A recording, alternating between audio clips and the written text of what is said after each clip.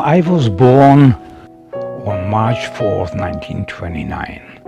In Hrušky, it was the coldest year of the century. It was kind of good preparation for my later years in Alaska. My father was from Bohemia, my mother from Moravia, and she was Moravian Slovak, which is a very picturesque, place in Moravia, famous with their art and songs.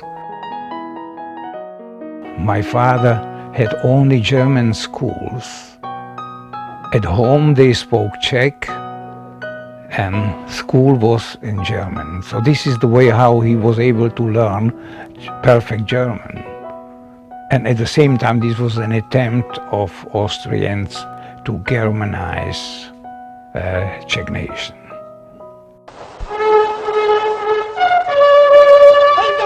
We did not realize what was coming. We knew as students that Hitler seized power in Germany in 1933. But we were optimistic, that at the end there won't be any war, But half a year later, Hitler's armies entered Czechoslovakia, occupied Czechoslovakia.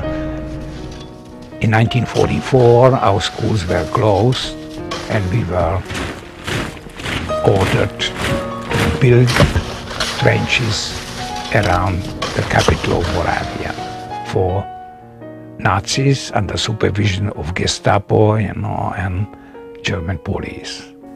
In May 1945, the Nazis retreated, and Rudy saw an opportunity to steal an armored vehicle for the Czech resistance. So with a friend of mine, a painter, we have decided that we will recover one of the armed wagons, which was about 50 yards from the road, abandoned. Before I realized there was a motorcycle group of SS men leaving along the road. Before I realized they were standing about 20 meters ahead of me with a machine gun. They started shooting. My friend Tony was about 4 meters behind me. I was in the water and I realized I was full of blood. I thought that I was hit, but it was blood of my friend. And they shot towards me. They did not hit me. They were sure that I was dead. They turned around and they speeded away.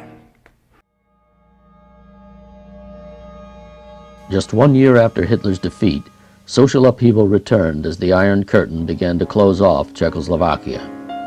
Again, Rudy joined a resistance group. We wanted to be active, to do something, to warn people. So we will distribute leaflets warning people about communism, that they have to stand up and reject communism. This was the fatal night for me. We were watched by secret policemen. We were gluing these leaflets, on stores, on doors, and in the center of Brno. All of a sudden, the policemen started chasing us. I lost contact with my friends. Everybody tried to save himself. Learning that one of his group had been captured, Rudy went into hiding. A warrant was issued for his arrest. Eventually, he returned home, where he hid in a secret closet whenever the police came searching. He did not leave the house for the next 5 years. I never expected to stay 5 years in hiding. My father was able to supply me, not only with books, but also with security. He introduced me into philosophy, introduced me into political science, sociology, psychology, because these were fields he, in his free time, studied. The plan was to hide Rudy in a box beneath a load of coal on a train bound for Austria. To deceive the border dogs, he soaked himself in a mixture of vinegar and pepper. We started planning it, how to escape. On the condition we cannot trust anybody. It has to be planned in such a way that we have to succeed. If we don't succeed, the whole family will be arrested. And it has to be enough light so that I can work myself uncovering the coal, inserting a coffin into the coal, covering the coffin and leaving an entry into the coffin. I was able to get into the train in the center of Moravia with full moon. I was in the coffin. We arrived at the border. From both sides of the train, there was a group of secret policemen, border policemen. They walked with dogs. One dog was on the top of the coal and was jumping from wagon to another wagon, and all of a sudden I hear how he jumped above my head, and I hear him doing, and jumped away. No, the train was let through.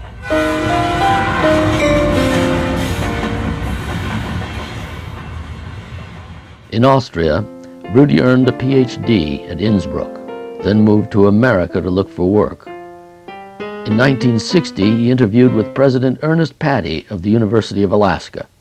So I applied and was able to get contact directly with the university, with President Patty.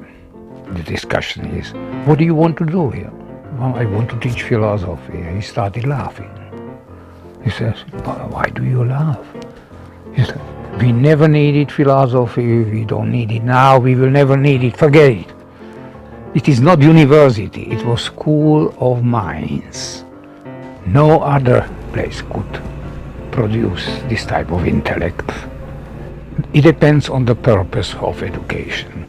When the purpose of education is to become a good miner, then philosophy doesn't make sense. Anglo-Saxon universities in general are empirical universities, pragmatic universities, and when you get that, you are highly specialized expert. You are not educated man, but the concept of education on the continent was to achieve worldview. Here, when you ask somebody, they don't know what you are talking about, to have worldview. In more than 50 years' association with the University of Alaska, Rudy observed 11 presidents and several academic controversies. The first was Project Chariot. Once again, at some risk to himself, Rudy challenged the authorities. The project was to create an artificial harbor by exploding an atom bomb. Then I learned that Chamber of Commerce all over Alaska is excited about the project. President Wood was excited. Juneau was excited. Money was coming, For that we were able to sell our soul, like Faust. And we did. I got into big fight with him. As far as Project Chariot is concerned, he came to me and told me, if you go on as you do now, there is only really one way from Alaska. One way, direct, down to lower states. This is what he told me. Rudy survived. He convinced Wood to allow a philosophy department and establish the College of Arts and Letters. Still, the intellectual culture on campus was at times primitive. It was general understanding that whoever teaches Marxism must be Marxist. I was able to teach it anywhere. But here I was accused that I am a communist. For more than a decade, the university has been led not by scholars, but by former military generals. I see, I hope not because I am growing older, that things when I was young were much better. But I see a universal deterioration of everything what we have. We are hiring somebody who was a general, successful general. What was the content of his knowledge, of his wisdom when he was general? Now when he retires, he's good to lead the university? In what? Rudy Krejci's lifelong determination to speak out for intellectual freedom and culture meant that his security was repeatedly threatened. But he nimbly survived the Nazis, the communists, the minor president, the booster president, the military presidents. He retired from the University of Alaska in 1997, but not from thinking and not from speaking his mind. I did not change. I continued.